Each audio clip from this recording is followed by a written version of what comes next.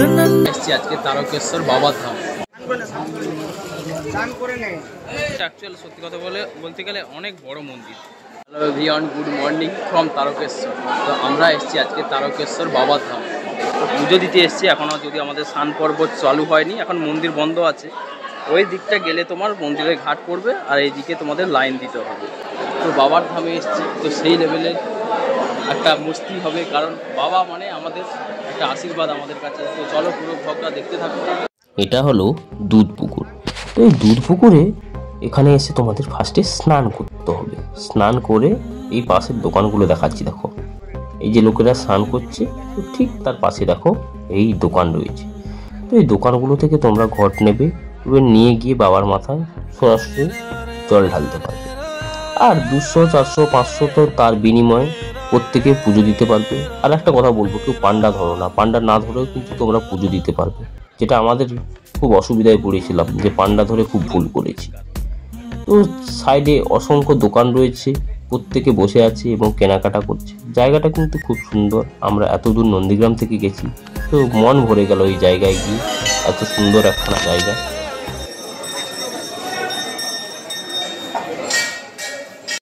এরকম সুন্দরী সুন্দরী মেয়েদের দেখা পাবে। তো সুজয়, তুমি সুন্দরী মেয়েদের সঙ্গে একটু ঘোরাফেরা করো, ঠিক আছে? তো যারা ধূপ দিতে চাইছো, মন্দিরের এই সাইডটাতে ধূপ প্রজ্বলন করছে প্রত্যেকে, আর ওই সাইডটাতে মন্দিরের লাইন পড়েছে। মন্দিরের ঘাট আছে ওই দিকে, আর দিদা মনে হয় আসছে ওই দিকে। এই যে আমার দিদা আসছে, দুই দিদাতে মিলে চলেছে। কি গো টিকা ঠিক লাগিয়ে দিচ্ছে? বাহ! আর দিদা তোমাকে দেখি, খুব সুন্দর লাগছে, তুমি ভিডিওতে আছি। মন্দিরে এসে যারা ঘর নিতে চাইছো, তো কারো কোনো পন্ডা ধরার দরকার নেই, সিধা আসো, নিজেরা ঘর ভাড়া নাও, তো এখানে থেকে যাও। সত্যি কথা বলতে গেলে এরকম জায়গায় প্রচুর বাড়ি পাওয়া যাবে, বাড়ি ভাড়া পাওয়া যাবে। তো তোমরা কাউকে কোনোভাবে ধরার দরকার নেই, নিজেরা নিজেদের পুজো দিতে পারবে। মন্দিরে এসে যারা মানসিকের জন্য যারা চুল ন্যাড়া হতে চাইছো, তো এই মন্দির আর ওই যে আঙ্গুল দেখাচ্ছি ওই জায়গাটায় তোমার নাড়া হওয়ার জায়গাটা। আর এদিকে তোমার ধূপ প্রজ্বলন করছে প্রত্যেকে। আর সামনের দিকে এগোলে তোমাদের এরকম পুজোতে নিয়ে যাওয়ার জন্য অনেক পুজো ডালি পেয়ে যাবে এখানে। মন্দিরটা অ্যাকচুয়াল সত্যি কথা বলতে গেলে অনেক বড় মন্দির। তো সুন্দর জায়গা, তোমরা ঘুরে যেও। অ্যাকচুয়াল তোমরা যখন শ্রাবণ মাসে আসবে তখন কিন্তু প্রচণ্ড লাইন থাকে, কিন্তু এই সময় দেখো নর্মালি যেমন ভিড় ভাড়া কিচ্ছুই নেই, তো নর্মালি ভালোভাবে পুজো দিয়ে যেতে পারবে। এখানে এসে দু সাইডে অসংখ্য পুজোর এরকম দোকান পাবে। তো দোকান জানিতে থেকে তোমরা পুজোর প্রসাদ নিয়ে নিতে পারো। অ্যাকচুয়াল যারা এই যে পন্ডা ধরবে, পন্ডা কোনোভাবেই ধরার দরকার নেই, নর্মালি এসে পুজো দেওয়া যাবে। দেখো কত সারি সারি দোকান আছে দুপাশে, তো নিজেরা এসে পুজো দিও ভালোভাবে ভক্তি ভরে। আমাদের মন্দিরের পুজো দেওয়ার পর্ব শেষ। তো পর্ব শেষে আমরা হালকা টিফিন করে জয়রামবাটি আর কামারপুকুরের উদ্দেশ্যে রওনা দিলাম।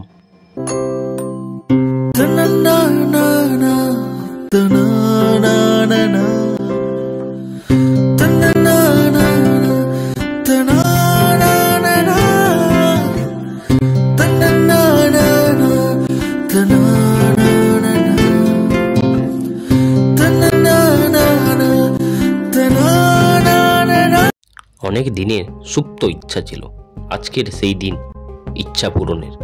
শ্রী রামকৃষ্ণদেবের জন্মভিটা কামারপুকুর দেখে আসব।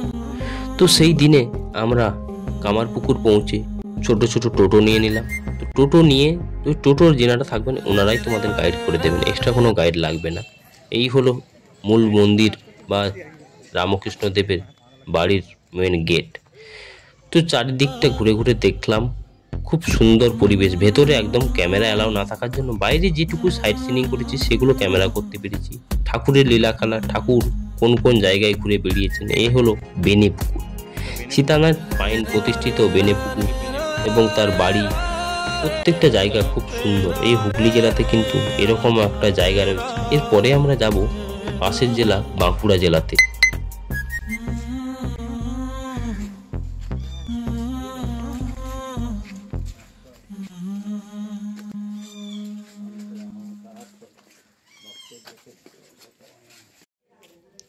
এই যে পাঠশালা দেখলাম, তো সেই আগেকার দিনের কথা মনে পড়ে গেল, যে বিভিন্ন ছবিতে আমরা দেখেছি এইরকম ভাবে পড়ানো হতো।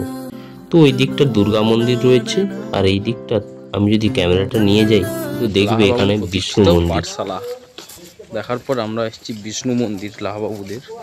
তো ভেতরটা দেখি কেমন, দারুণ কিন্তু ভেতরটা, দারুণ কিন্তু সুন্দর বেশ।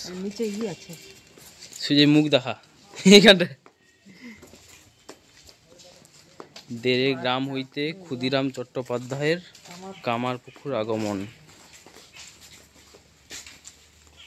যুগাবতার রামকৃষ্ণের আবির্ভাব,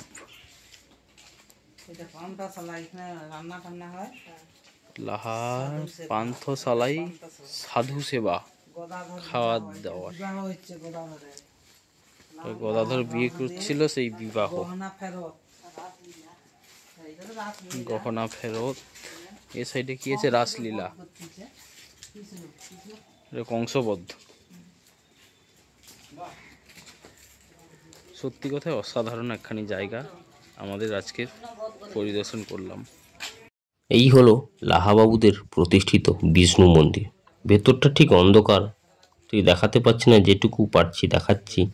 অনেক পুরনো মন্দির, তবে বোঝা যাচ্ছে। ধনীমাতার মন্দির।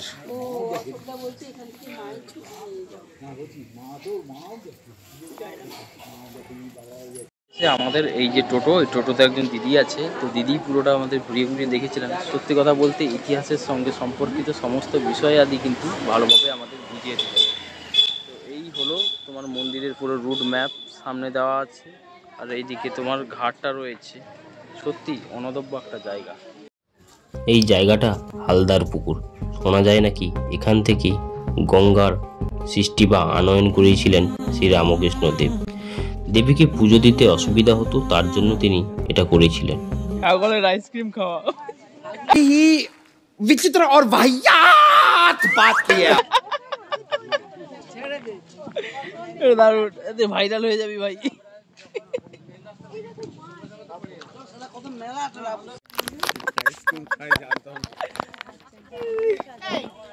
ছাগলের মা তাকে আইসক্রিম খাওয়াচ্ছে। ছাগলের মা ছাগলকে আইসক্রিম খাওয়াচ্ছে।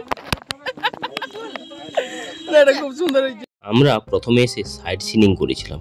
তো এর আশেপাশেই দেখবে গেটের চারপাশে অনেক টোটো পেয়ে যাবে সাইট সিনিং এর জন্য।